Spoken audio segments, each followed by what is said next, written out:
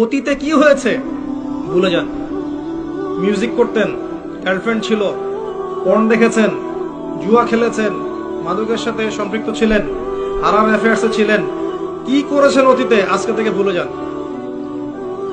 From now on যখন থেকে আপনার কাছে হেদায়েতের বাণী আসবে তখন থেকে তওবা করে নেবেন, বলবেন আস্তাগফিরুল্লাহাল্লাযী লা ইলাহা ইল্লা হুয়াল হাইয়ুল কাইয়্যুম ওয়া আতুবু ইলাইহি।